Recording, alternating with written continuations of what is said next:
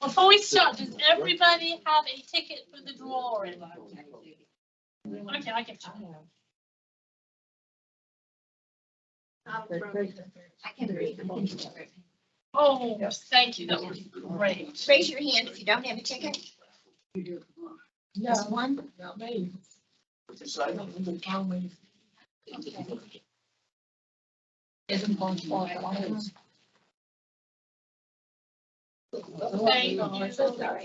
You're very welcome.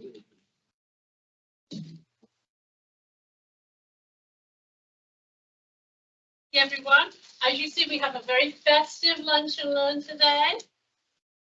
Claire, because we've not met before, I'm the education specialist here at the archives. Our lunch and learn presentations are sponsored by Friends of Georgia Archives and History. And in the back, you see we have got apple cider and hot chocolate with marshmallows and all sorts of good things. Any fun? Thank you, program members. We appreciate it. The book has Christmas ornaments on sale downstairs. So if you want to go ahead and order those at the welcome desk. I almost get myself one every single year. I buy everybody else Christmas ornaments and I buy myself one too. So, if you wanted to do research, just go downstairs. If you don't have a card, go to the welcome desk. Or if you do, William, our security guard, you can go ahead and sign in there, but keep account of everybody who is here. Do we need some more tickets? You probably do that. Yeah, Could you do that just a few more? Sure. Thank you. And bring them up. Yeah, raise your hand if you don't have a ticket. You guys need tickets? Just to let you know, those of you that have been with us a while, you know that every single time we always have, a drawing, a door prize, which is always fun. And we have certain people whose names happen to be drawn quite a lot, but yeah, it didn't set up that way. I'm going to show you the prizes for today. And we're actually going to explain. You should come up here, so that's why I keep showing you around. We have a Vanishing Georgia.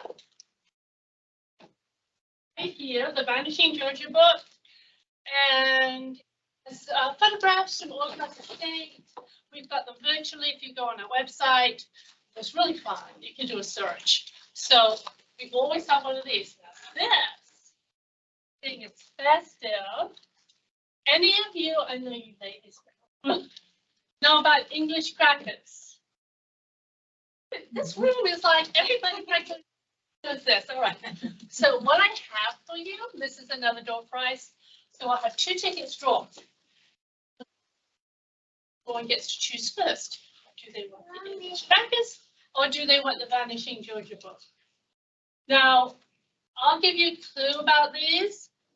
If you go to Marshall's after Christmas, like 75–80% off. Oh, wow. So I went like after last Christmas, filled up a whole basket. I had no qualms about being greedy because nobody else knew what to do. But they asked me and I did tell them. So maybe this time, maybe the word is better. So I still got these. So these right here go back to the 1840s, right here. Let me tell you about our program today. We are very happy to welcome State Oaks board members, and raise your hand when I say your name. Beverly Lester, thank you, Beverly, and Karen Sullivan, and Tracy Messick.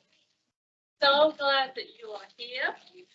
They're going to give a presentation on Victorian traditions that help to form the traditions that we continue to celebrate in America today. And if you see right here, I love that tree. I really do love that tree. I'm going to decorate this tree, and as you see, Christmas carols. So if you don't have any printouts, there's some printouts here we can bring back. Don't have some on the table. I don't know if you have some back there. Before we draw the draw prizes, I would like a volunteer, please. Who would help pull this English back?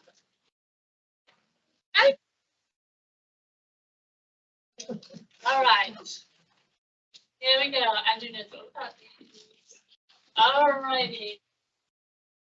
Okay, you hold on to it. It's a tradition. 1, 2, 3. Oh, wow. Thank you, Andrew. All right. We're going to take that first.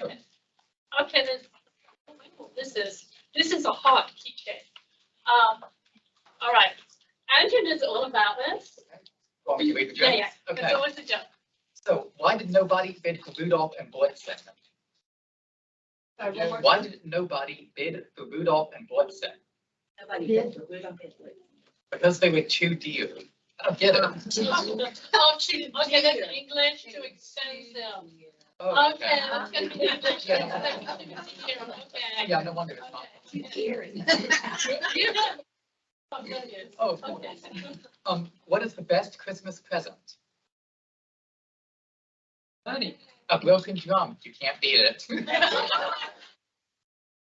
Okay.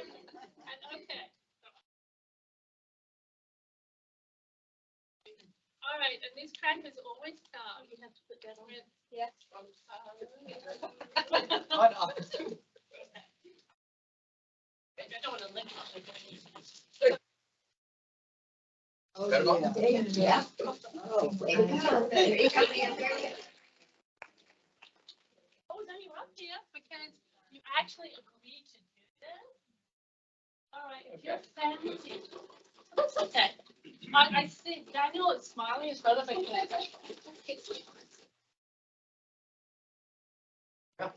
He's not looking, so he draws his own.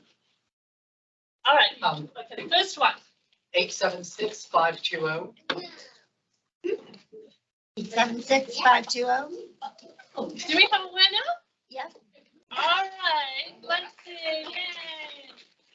Which was on this direction, so I bet you I know which one.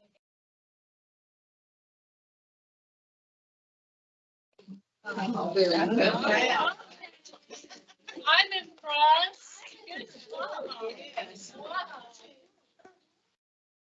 876-533. Oh, different color scheme than that. Yeah. I think that's- Huh. Yeah, I didn't want two of the same. Oh, Two of the okay. same style. Okay. Anyone have that one by chance? Yes. Little one has it. Thank you. Appreciate that. That was what we do this. Don't have practice every time. We do this every time. Thank you. Beverly, Karen, Mary. I'm looking forward to this presentation. This out of your way. Here, I'm gonna need to get out. Okay. You had a dollar? Thank you. You're welcome. Good afternoon. Good afternoon. A full house, that's great. And it's wonderful to see men in here. Wonderful, wonderful to see men. This is great. I attended one of these presentations a few years ago, and Penny is the one that made the presentation. I'm not going to know as much about this as she does because she is from there. Now, if you ask me about Christmas in the South, I can tell you about that because I'm from there. So sometimes it's definitely easier to know and talk about what you know so well. We want to talk about Christmas in the 1800s, specifically Christmas as Victorians would have celebrated it. And I found this little video clip. It's not going to be like the Queen and the Prince celebrated. This one is more like I would have celebrated with my children had I lived at this particular time. So let's watch this video. Yes.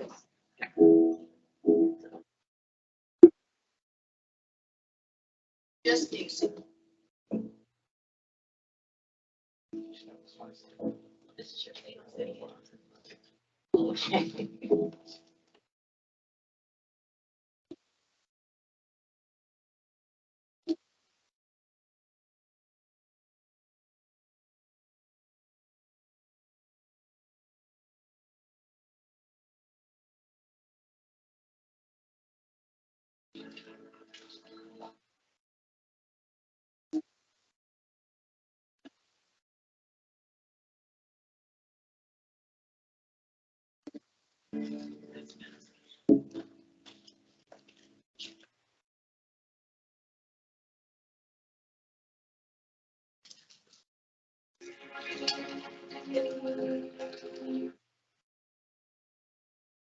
Patchwork quilts.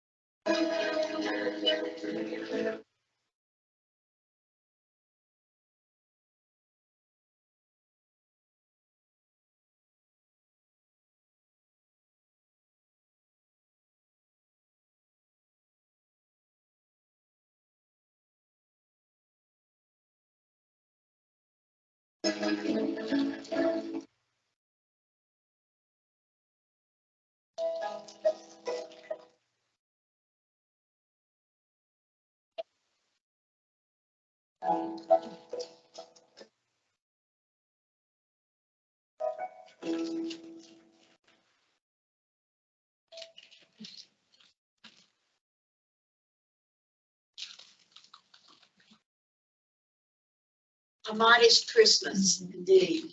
And notice that the gifts were wrapped in cloth, not in paper. That would have been a very modest Christmas. But we want to talk about Victorian Christmas traditions. And we know that the Victorian era is that period of time when Elizabeth's great-great-grandmother was the Queen of England. She was the queen from 1837 to 1901, which was 64 years. And Elizabeth is the only monarch that has reigned longer than that. Elizabeth II is her great-great-granddaughter. A lot of things happened during the Victorian era. When I was doing some research for this particular thing, I always equated a Victorian era with my own grandmother, who was born in 1872, which was toward maybe past the middle of that, but my grandmother was a very prudish woman. The collars had to be up here, and the sleeves had to be down here. And when my mother made a dress for me, my grandmother would say, now just a little shirt tail hem is all it needs. Of course, when I was a little girl, and this was many years ago, we wore our dresses above our knees, but then the lengths went down. My grandmother thought they should be around my ankles all the time. So that's how I thought about a Victorian mindset. But I'm here to tell you that the Victorians were party people. They had a lot of fun, and you can do some research to find out just to what extent they went to have fun. I'm not going to talk about all of that today. Okay. The 18th century, early the 1715, 1716, the Industrial Revolution began in England and spread across the pond, as the English call it, to America. Country people began moving to the city because they were working, they could work. There was industrialization. There were manufacturing companies. There were places for people to work. And so they moved from the country into the city. And by the 19th century, the Victorian social reform emphasized the importance of the family, of cleanliness, and godliness. So the importance of the family was ever so prominent during the Victorian period, led specifically by Queen Victoria herself.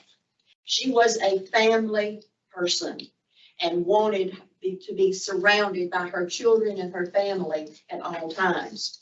Well, Christmas became the ideal opportunity for all of these things to be celebrated.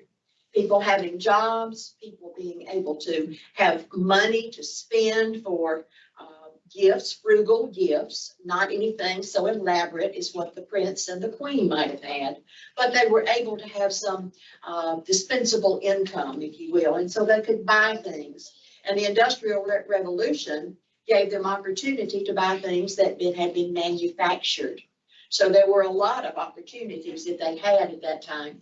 So what we want to do today is to talk about how to celebrate a Victorian Christmas. And there are several steps, and I'm going to go step by step and talk about the characteristics of the tradition that the Victorians established. And one of them was to decorate a tree. Now, of course, this one looks like a Charlie Brown tree. Okay.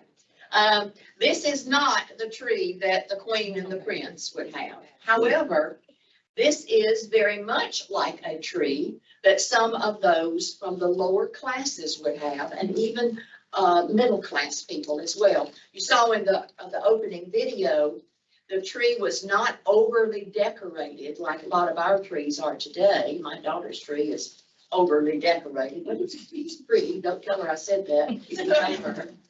But the things, the gifts on the tree, or the things on the tree, even during the Victorian period, were not that elaborate as some of them that we have today.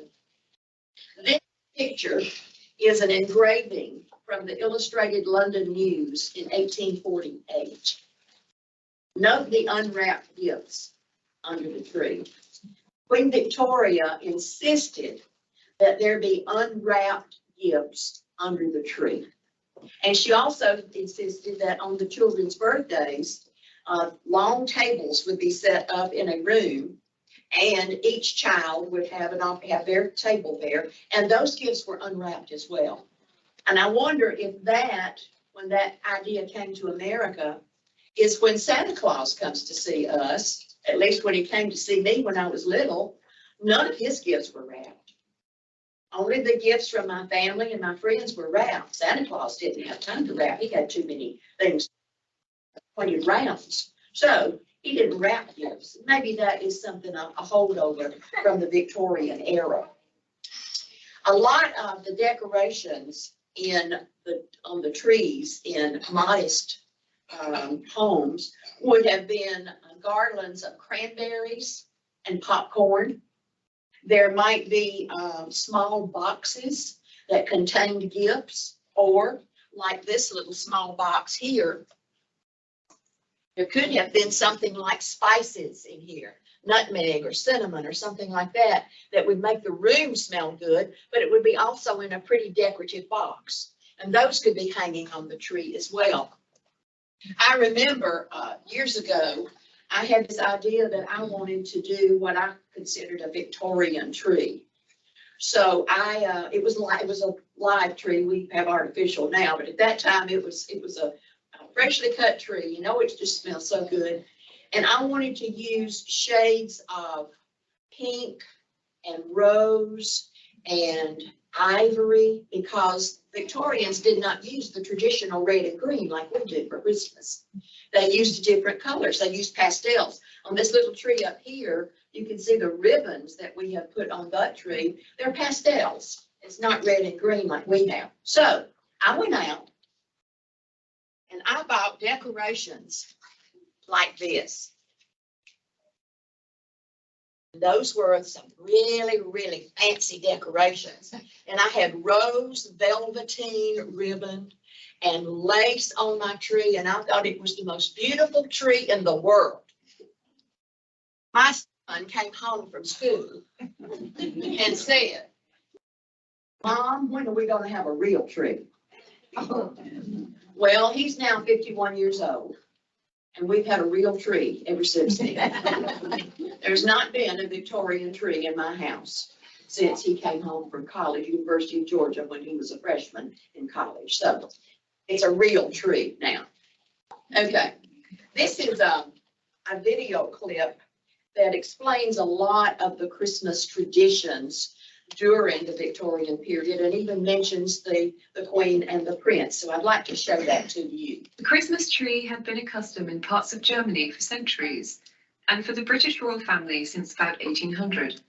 But it was an engraving in the Illustrated London News in December 1848, which brought the tradition to the public imagination. A number of different versions of the engraving were published more widely, some coloured. It was effectively a royal endorsement. The article was entitled "The Christmas Tree at Windsor Castle." We use this as the basis for our Getting Dressed Christmas special, focusing on Queen Victoria. It goes on to explain that the decorated fir tree was somewhat more of a German custom than an English custom. The Christmas trees, because there were more than one, were put up on Christmas Eve and kept up until Twelfth Night. 2 trees adorned with candles decorated the dining room, and there were trees dedicated to each member of the royal household throughout Windsor Castle. Interestingly, the Christmas tree illustrated was just the tree for the royal children. The article reads, "The tree employed for this festive purpose is a young fir of about 8 feet high and has 6 tiers of branches. On each tier or branch are arranged a dozen wax tapers. Pendant from the branches are elegant trays, baskets, bonbonniere, and other receptacles for sweetmeats of the most vivid and expensive kind. Fancy cakes, gilt gingerbread, and eggs filled with sweetmeats are also suspended by various coloured ribbons from its branches. The tree, which stands upon a table covered with white damask, is supported at the roots by piles of sweets and by toys and dolls of all description, suited to the youthful fancy and to the several ages of the interesting scions of royalty for whose gratification they are displayed. The name of each recipient is affixed to the doll, bonbon, or present intended for it, so that no difference of opinion in the choice of dainties may arise to disturb the equanimity of the illustrious juveniles. On the summit of the tree stands the small figure of an angel with outstretched wings, holding in each hand a wreath. Featured on the tree in the illustration is what appears to be a silver fish hung with blue and red ribbon. This most likely would have been a sterling silver spice box that would have held spices such as cinnamon and cloves to scent the Christmas tree. In the private rooms of Windsor Castle, there was also a tree furnished by Prince Albert for Queen Victoria, and a tree decorated for the Prince by the Queen. Keep an eye out for another short documentary about our research into Queen Victoria's clothing and jewellery. Another promo for another video I want to see there. You might also want to know that the Queen and the Prince exchanged very expensive Christmas gifts. A lot of times she was given jewelry, and they also exchanged paintings and sculpture. A lot of things were very, very tastefully done, of course, during that time. Now, thrifty Victorians who did not have the finances to do the kinds of trees that the upper class might have had, they kept their trees year after year. They cut one and then keep it. And then in the spring, they would strip all the needles off of the tree and then wrap the tree in cotton to put up the next year so that it would resemble snow. And then they would use little sprinkles of mica and spread it over the tree like that so it would look as if there was falling snow. Now, the Germans are also pretty much credited with, I guess you could say, the artificial tree, because in England and in other places too, it was very difficult to find the kind of fir tree that the royal family had, with the limbs going straight out like this. So they used goose feathers. They would take the limbs off the tree or from the tree or on the tree and wrap goose feathers around them going straight out like this, so that it resembled that fir tree. They would also dye the goose feathers green to make it look as if it were a real tree. Maybe that's the idea of the metallic trees that we had in, what was it, the 50s? Yeah. 60s? Wheel. With the wheel, with the cellophane that covered, that made the different colors on the Christmas tree. Also, the trees were stripped and then they used that also. And they used peacock feathers sometimes, and goose feathers most of the time. Peacock feathers were, had two connotations, I guess. One is that anything that has, and one culture would say anything that has an eye on it, and if you think about a peacock feather, it looks as if there is an eye on it, is evil, because it means it's looking into your soul. Oh, wow. But the peacock feather for other cultures means finery. And think about the peacock strutting around. It could be white peacock feathers, or it could be the pretty iridescent looking peacock feathers, which would mean finery in this case. All right, the next thing you can do besides decorate your tree is to give a gift. Give a gift.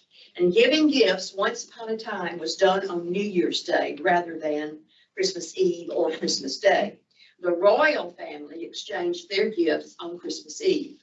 We at our house do Christmas Day, so you may have different times as well. There's also a Boxing Day, which is December the 26th, and many of the people who had to work on Christmas, because Christmas was not always a holiday, some people had to work. Mr. Scrooge wanted Bob Cratchit to work. Of course, he learned his lesson, but still, a lot of people didn't open their gifts until after Christmas Day, and that's why they called it Boxing Day, because they opened the boxes that had their gifts in them. The gifts were unwrapped, as I mentioned before, and Albert always gave the staff and their families thank you gifts. Sometimes those gifts could be toys for the children, could be clothing, it could be food, it could be a little extra to put in their pockets. But he always saw to it that the approximately 100 servants that worked in Windsor Castle and anywhere else they might be on Christmas, he saw to it that each member of that staff got something for Christmas. And Victoria continued that tradition after Albert's death. He died in 1861 from typhoid fever. And she continued to do that. They celebrated Christmas at Windsor Castle until his death.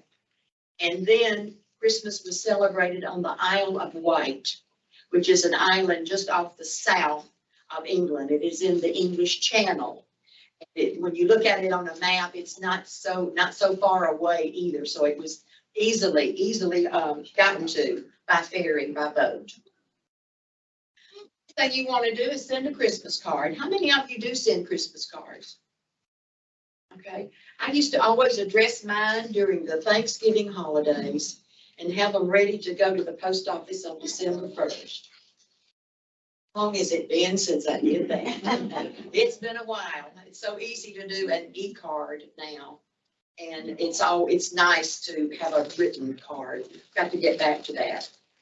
The first Christmas cards were printed in 1843, and this is the first one right here. The first one was designed by John Horsley, I believe he was named, John Horsley. And it was done for a man named Sir Henry Cole. At this time, before the Christmas cards were created, people always sent handwritten notes.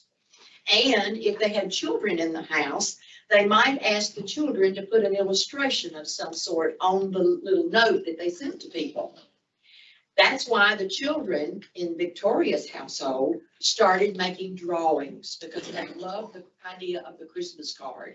And so they started making drawings and sending Christmas cards to the people, to the staff, and to each other and their parents during the Christmas time. Well, the first Christmas card, I'm not sure that you can see it very well. Right up here, this lady and this gentleman, and there might be another, oh yeah, they're pouring wine. Well, the Temperance Association had a fit about that, okay? So this first Christmas card that went out was not necessarily as popular as the creator wanted it to be. So it took another year or so for the idea of a Christmas card. Yes, sir. And the little boy on the front that's drinking. Yes, yes, he is. He certainly is. And the Temperance would not have agreed with that whatsoever. Thank you for pointing that out. You are correct. Children and Tussie Mussies, you're going to talk about a Tussie Mussie in a little bit. Children, things with greenery in them are always reprinted on the Christmas cards, and anything with a garland or a wreath like this. Joyous Xmas, and a lot of people saying that's taking Christ out of Christmas. It is not. It's the Greek letter for Christ. So the Xmas is not sacrilegious at all, and certainly not heretical, okay? The holly was symbolic of the male, and the ivy was symbolic of the female. So intertwined, you can see where this is going, okay, in the Victorian period. The male and female, family, that sort of thing, wreaths indicating life, those kinds of things. So they also had some creepy cards too.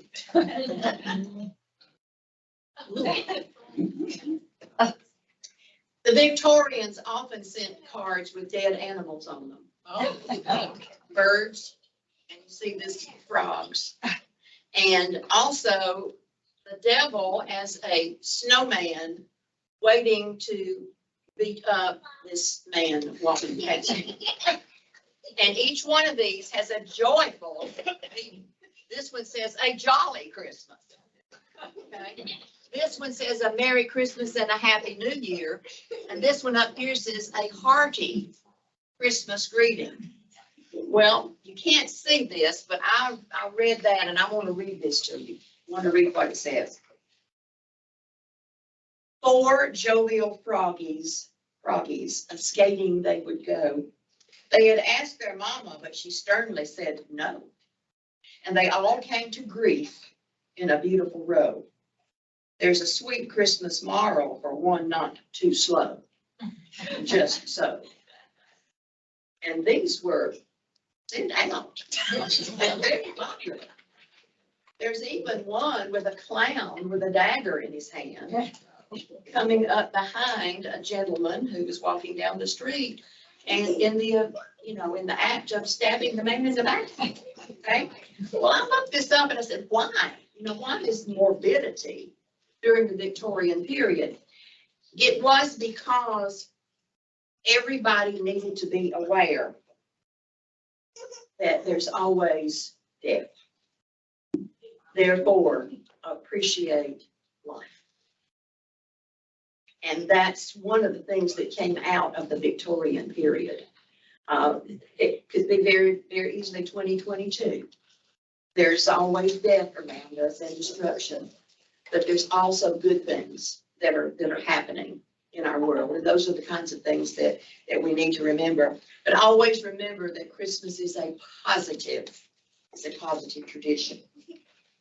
And just these creepy Christmas cards, okay? Well, you also, on Christmas, there were various traditions. In Northern England, most people ate roast beef. In Southern England, roast goose. And I found this particularly interesting too. For people who were not affluent enough to go to the market and buy the goose at the time of Christmas, they joined a goose club. And throughout the year, they would pay a certain amount of money toward the purchase of that goose. And then they would go to the market and buy the goose. In the Victorian era, turkey became more popular. And Victoria had beef, goose, and turkey at her 8-course meal in 1894, along with vegetables and a lot of desserts. Plum pudding, mince pie, sugar plums, Christmas cake, mulled wine, raw oysters or oyster stew. Those were part of the Christmas celebration, part of the Christmas feast. And plum pudding, I understand, if it's made the right way, traditionally, takes about 8 hours to make. Sugar plums are not really plums. They were other types of fruit or nuts dipped in a syrupy kind of concoction and then covered in powdered sugar. So it really was not a plum at that time. So you want to decorate your house. They loved greenery. If you come over to Stately Oaks during the Christmas season, you will see that over every doorway into the rooms would be a bough of greenery. Evergreen, always alive, always reminding us that the good is there. And it always was really fresh too in these homes and really, really smelled good. So they brought natural elements into the house, and it was not always at Christmas time. At Stately Oaks, you will see a terrarium over there. You will see a lot of plants because the Victorians were really big on bringing the natural elements into their homes. So if you have those kinds of things at your house, you're carrying on a Victorian tradition.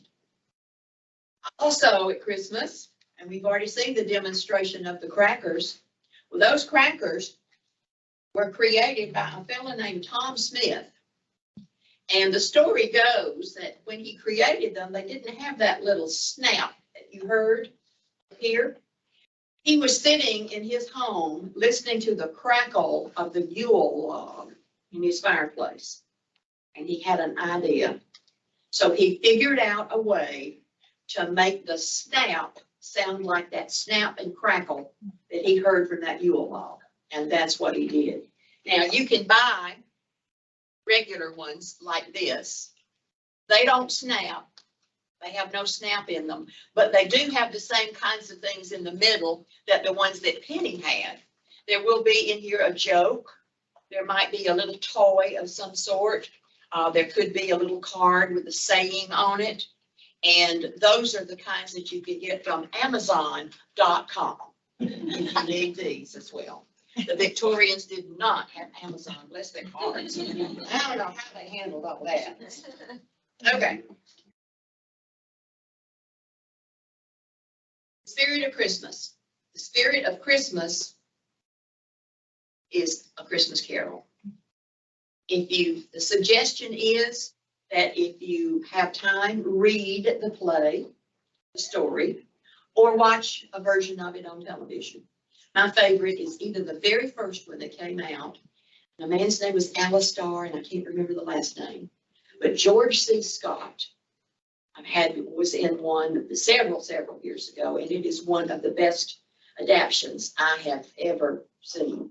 So read it or watch it. You can watch it probably on Netflix these days, or even on Prime Video. It was published in 1843, and the reason Dickens wrote this is because he was looking around and seeing not the affluent Victorians, but those who had little or nothing. His own father was in debtor's prison at one time. And Dickens realized what a difficult time his family had while his father was in prison.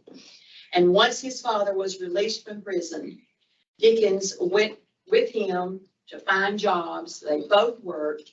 They did as much as they could for their family, and what they had left over, they gave away. They used the charitable gene that we all have, and to remember people that had a lot less than they did. And this is the spirit of Christmas. So giving a gift is one thing, but charitable giving is another. And those are the things that Dickens wrote about in practically all of his books. If you read Oliver Twist, if you read Great Expectations, you read all of those, you'll see that there's an emphasis on the lower class, those persons who had next to nothing, because Dickens himself had been there, and he wrote what he experienced. It was inspired by his visits to factories and the ragged schools in the Victorian England, and it's a morality tale, we know that inspires kindness and empathy and generosity towards the working classes. And that's still a tradition across the world. And Victorians had to celebrate music. And with that, Tracey Messick, another board member. I'm Anne Brannon. I didn't even tell you who I am. I guess I thought because two of you know me, everybody else did. Certainly not the case. But I'll turn it over to Ms. Messick.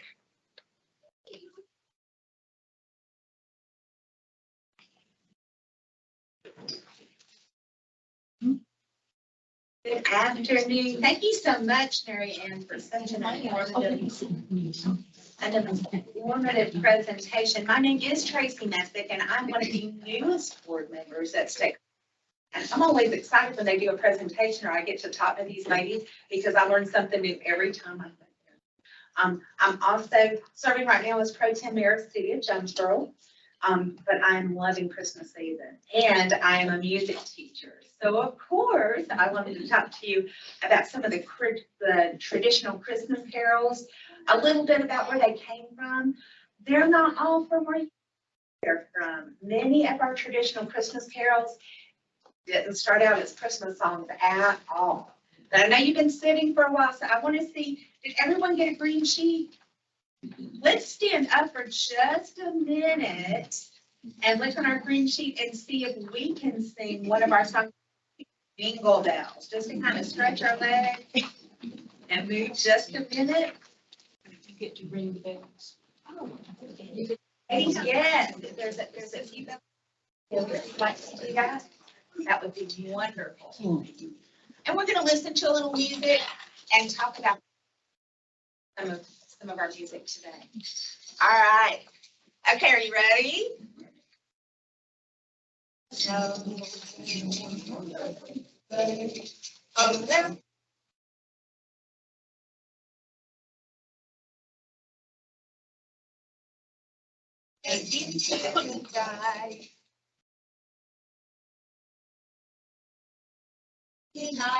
Oh, jingle bell, jingle.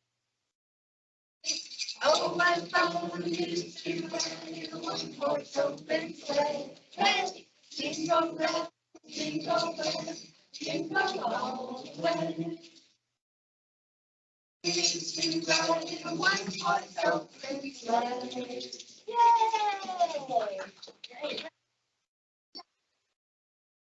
In just a little bit, I'm gonna, since Mary Ann did such an amazing job, I'm not going to talk as much as I want you to be able to sing, and then Miss Lester has got a great craft for us to do, so I want us to have time to do that as well. So I'm gonna give you just a brief history of some of our Christmas songs and where they came from. We Wish You a Merry Christmas has always been a very popular song, and a Happy New Year. How many of you have heard that song before? That's an example of one Christmas carol that we still hear today. But many of our songs did not have very Christmassy beginnings. Carols were first sung in Europe thousands of years ago. But at the time, they were not carols at all. They were songs that were sung to celebrate the winter solstice. The winter solstice is the shortest day of the year and usually falls on December 22nd.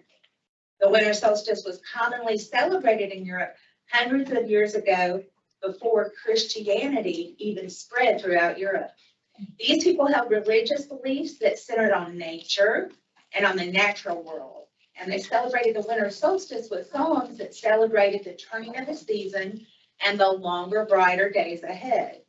When Christianity spread through Europe, these carols began to change and became the mix of old songs with new Christian themes. Christians celebrated the birth of Jesus around the same time as the winter solstice. So over time, the winter celebrations in Europe, they celebrate both. Eventually, old pagan carols were combined with new song lyrics celebrating the birth of Jesus. And I have just a few examples of some of those songs and their history. For instance, the first part the herald angels sing. In the 18th and the 19th century, other people started to collect these folk songs and turn them into new songs. Over time, the songs were edited and changed into what we know as traditional Christmas songs today. For example, the co-founder of Methodism, Charles Wesley, wrote a carol that began, "Hark how all the welkin rings, glory to the King of Kings. Peace on earth and mercy mild, God and sinners reconciled." He put these lyrics to a Mendelssohn tune, and that's how the carol was sung for over 20 years, until another preacher changed the first line to, "Hark the herald angels sing, glory to the newborn King." This is the version most people know today, and the original song was not religious, but it slowly became a song celebrating the Christian story of Jesus' birth. Another hymn that's very popular is Good King Wenceslas. While the song sings about a real person, his name was not actually Wenceslas, but Vaclav, the plague. And he was the Duke of Bohemia in the 10th century. He had a difficult childhood. His dad died when he was very young, and he was brought up by his mother and his grandmother. But the two women fought about what his religion should be. When he grew to be an adult, he chose to be a Christian. He started doing good things for others, and in particular, he would give to the poor. But he would do it in secret at night, leaving things they needed on their doorstep. He was particularly interested in giving to widows, orphans, and people with disabilities. After he died, he was declared a saint and by King Otto the Great.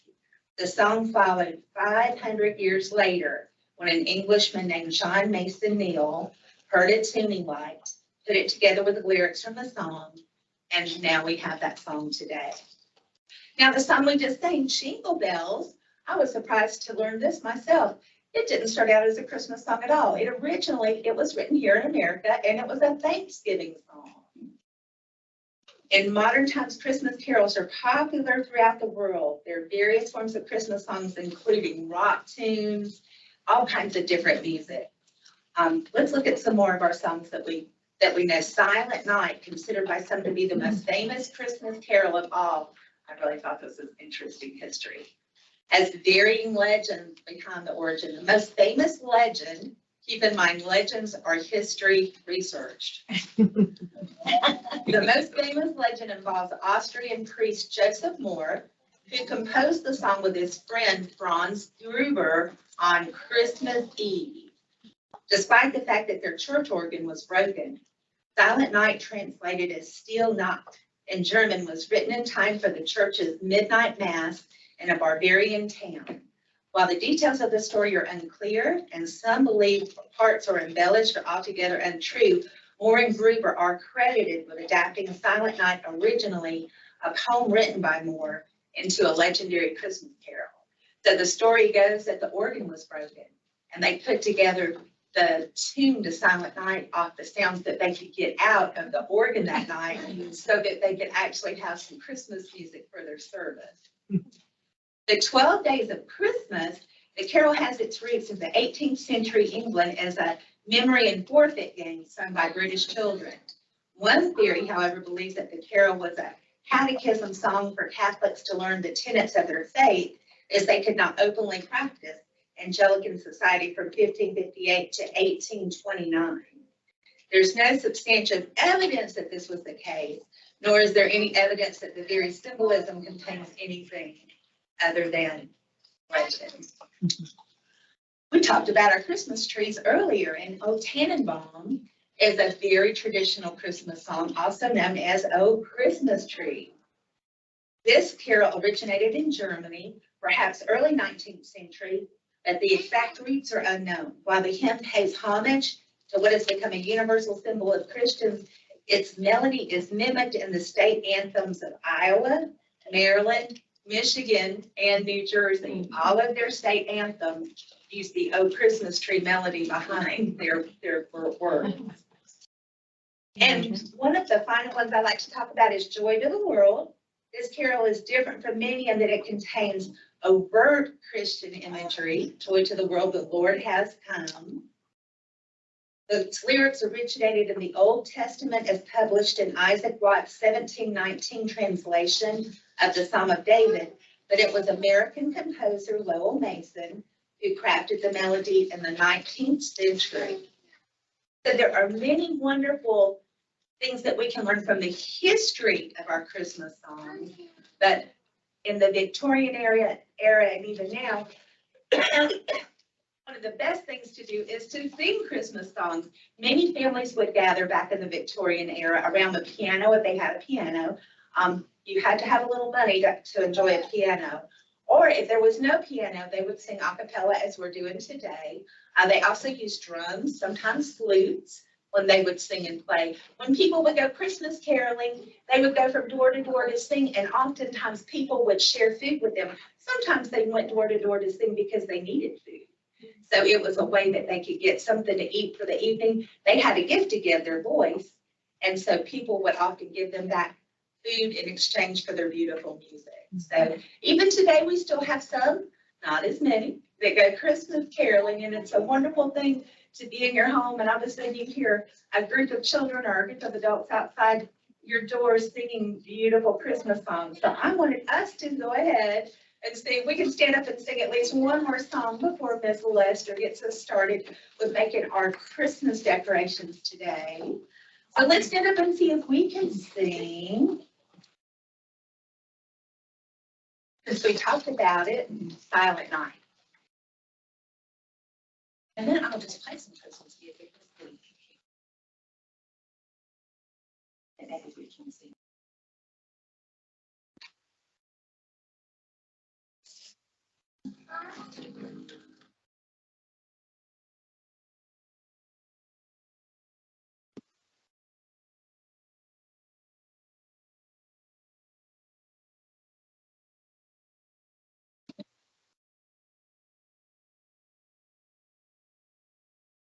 All is gone.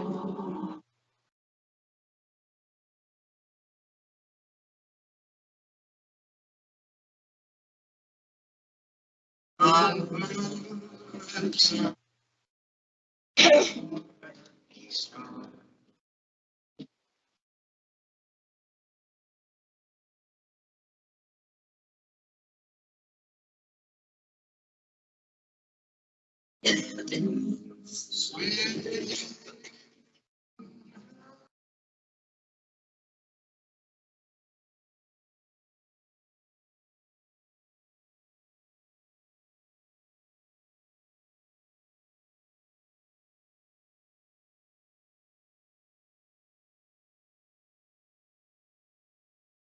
Thank you so much for allowing us to kind of share just a little bit of what we know about Christmas history. To Miss Lester, who is going to talk to us about one of the traditional Christmas decorations from the Victorian era.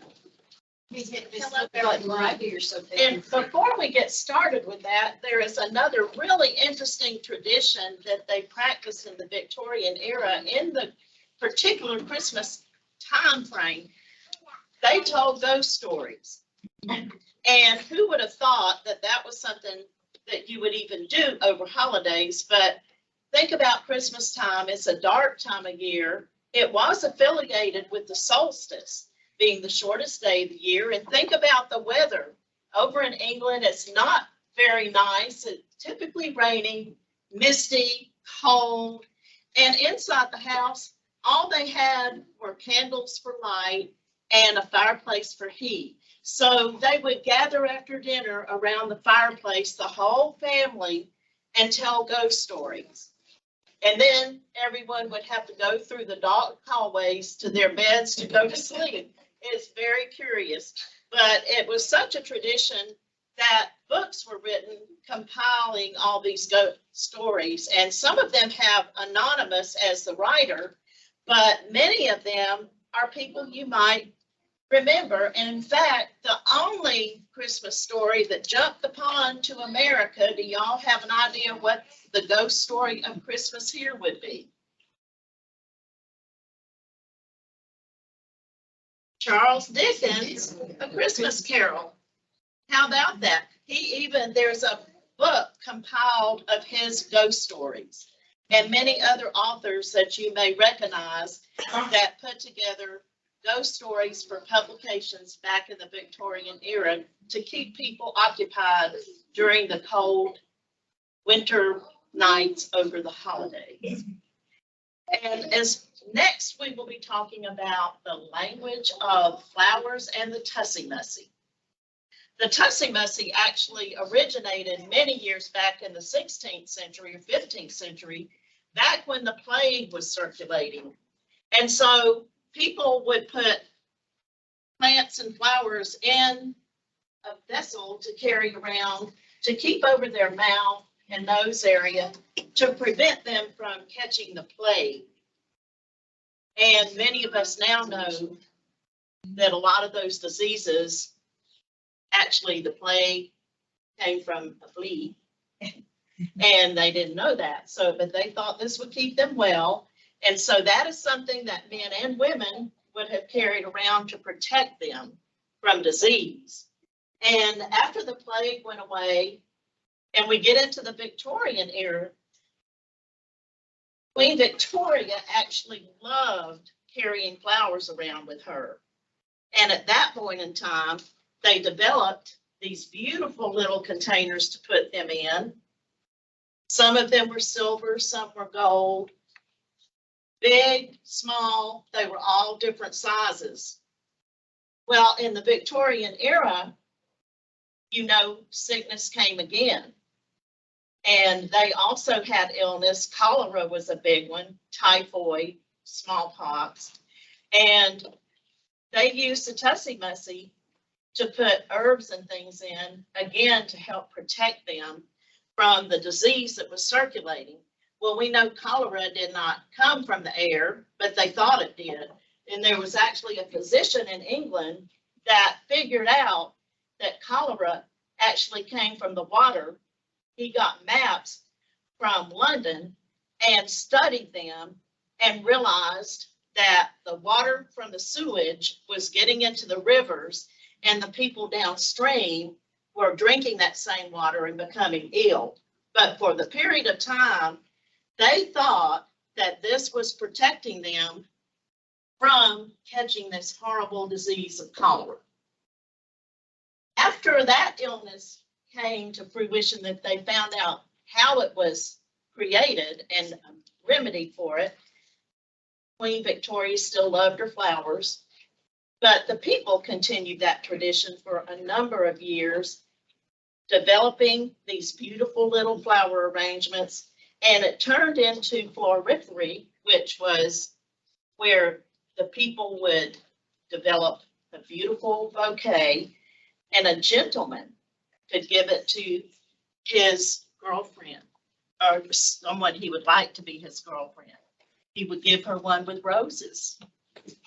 If she prepared one and gave it back to him with a yellow rose in it, that meant, I just want to be your friend. But if there was a coral rose in it, that means she really was interested in him. So that was a good thing. And back in the day, if you wanted to take someone on a date, of course you knew there was no such thing. You had to go to the family's house, sit with the entire family in a room, and that was it. So they say the flowers were actually the communication that would take place between the young lady and the gentleman for their romance, because they certainly could not display it in public. And today, the only thing that we use these for is for weddings. But there is still a tradition for using the Tussie Mussie for a wedding. And so we have today before you quite a few little items where you can come and make your own Tussie Mussie. If you are a gentleman and you want to profess your love to someone, then we have some red flowers here that can simulate a rose. And So anything that you can think of, if you have someone you would like to make one of these for to give as a gift, you can do that. And then we do have a Christmas tree up here. If the children would like to come up and help us decorate our little Charlie Brown tree, they are welcome to do that. So if we have all our supplies up here, and if everyone would like to come up and take a cone and some elements to put in it, then just come help yourself. We've got it all right here for you. So did you want everybody to come on? Once.